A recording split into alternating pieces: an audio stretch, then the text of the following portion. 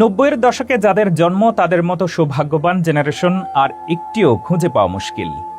একটা অ্যানালগ পৃথিবী থেকে কিভাবে ডিজিটাল পৃথিবীতে পরিণত হয়েছে তার রাজসাক্ষী এই জেনারেশন। এখনকার দিনে সবাই স্মার্টফোনের পর্দায় ডুবে থাকলেও ৯০ দশকের ছেলেমেয়েদের জীবন ছিল যেন রঙিন কিন্তু ধীরগতি নদীর মতো, শান্ত, সরল আর বাস্তব আনন্দে ভরা। তখন সকাল মানেই মায়ের ডাক, উঠে পড়ো, স্কুলে যেতে হবে।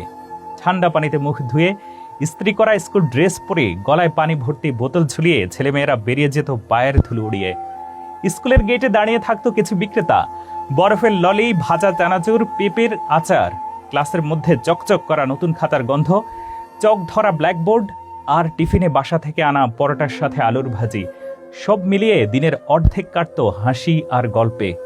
দুপুরে স্কুল ছুটি হলে রাস্তায় সাইকেলের ঘন্টা বাজাতে বাজাতে বন্ধুরা দল বেঁধে ফিরত।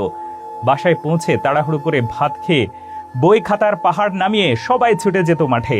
তখন খেলার তালিকায় ছিল গোল্লাছুট, কানামাছি, বৌচি, ডাকটৌকি, যেখানে মাঠের মাটি আর ঘামের গন্ধ মিশে যেত বন্ধুত্বের আনন্দে। যারা একটু বড় তারা ফুটবল বা ক্রিকেট নিয়ে মাতামাতি করত। ব্যাট ভেঙে গেলে কাঠ মিস্ত্রির কাছে গিয়ে মেরামত করানো ছিল আলাদা আনন্দের। বিকেলের দিকে ঘরে ফিরে সবার প্রতীক্ষা থাকত টিভির সামনে বসার। তখন চ্যানেলের সংখ্যা হাতে গোনা, বিটিভি, মাঝে মাঝে ডিশ সংযোগ থাকা ভাগ্যবানদের জন্য কয়েকটা অতিরিক্ত চ্যানেল। হাতেম তাইর গল্প, অলিভার টুইস্ট বা শুক্রবারের রাতের বাংলা সিনেমা সবাই একসাথে বসে দেখত। কেউ রিমোট নিয়ে লড়াই করত না। অ্যান্টেনা ঠিক করতে বাবাকে ছাদে উঠে ডাকাডাকি করাও ছিল একেবারে পরিচিত দৃশ্য। তখনকার প্রেমও ছিল ভিন্ন স্বাদের। স্কুলের করিডোরে যোগাযোগী, খাতার পাতায় লুকোনো কাগজের টুকরো কিংবা মেলায় গিয়ে চুপচাপ প্রিয়জনের হাতে ফুল গুঁজে দেওয়া সবই ছিল নীরব কিন্তু খুবই গভীর। মোবাইলের ইনবক্স বা সোশ্যাল মিডিয়া ছিল না, তাই প্রতিটি দেখা হওয়া ছিল বিরল আর খুবই অমূল্য। ঈদ, পূজা কিংবা নববর্ষের মতো উৎসবগুলো ছিল আরও অনেক বেশি সহজ সরল। ঈদের সকালে নতুন জামা পরে বন্ধুদের বাসায় যাওয়া, হাতে ঈদ কার্ড নিয়ে উপহার দেওয়া, রাস্তায় আতর বা সেমাইয়ের গন্ধে শহর বা গ্রাম ভরে যেত।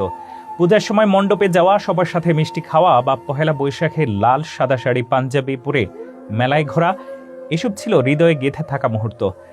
গান শোনার জন্য ক্যাসেট প্লেয়ার ছিল অপরিহার্য। প্রিয় গানের ক্যাসেট কিনতে হয়তো কয়েক সপ্তাহ পকেট মানি জমাতে হতো। ক্যাসেট প্লেয়ারে গান চালিয়ে হোমওয়ার্ক করা বা বিকেলে ছাদে বসে শোনার মতো সুখ আজকের প্লেলিস্টে নেই। আরও একটি বড় পার্থক্য ছিল, তখন মানুষ একে অপরের সাথে সরাসরি সময় কাটাতো। সন্ধ্যা নামলেই ছেলেমেয়েরা বাড়ি ফিরত, বাবা হয়তো পত্রিকা পড়ছেন, মা রান্নাঘরে ব্যস্ত। একসাথে খাওয়ার সময় গল্প, হাসি আর দিনের ঘটনাগুলো শেয়ার করা ছিল স্বাভাবিক অভ্যাস। আজকের প্রযুক্তি যুগে আমরা মুহূর্তেই খবর পাই, ছবি তুলি, বার্তা পাঠাই, কিন্তু সেই ৯০ দশকের ছেলেমেয়েরা জানত অপেক্ষার আনন্দ। চিঠি পৌঁছাতে সময় লাগতো, বন্ধুদের সাথে দেখা পেতে পুরো সপ্তাহ গুনতে হতো, সিনেমা দেখার জন্য শুক্রবার রাতের অপেক্ষা করতে হতো। ৯০ দশকের ছেলেমেয়েদের জীবন ছিল স্পর্শযোগ্য আনন্দে ভরা। মাঠের ধুলো, হাতে লেখা চিঠি, ক্যাসেটের গান আর সাদাসিধে আড্ডা, সব মিলিয়ে একটি সময় যা হয়তো আর কখনো ফিরবে না, কিন্তু স্মৃতির পাতায় চিরকাল রঙিন হয়ে থাকবে। আজ আমরা যতই উন্নত প্রযুক্তিতে বাঁচি না কেন, সেই সময়ের আন্তরিকতা, ধৈর্য আর সহজ সুখের অনুভূতি আমাদের মনে গভীর নস্টালজিয়া জাগিয়ে রাখবে। প্রিয় দর্শক, ৯০ দশকের কোনো স্মৃতি যদি আপনার থেকে থাকে তবে কমেন্টে শেয়ার করুন। ধন্যবাদ সবাইকে।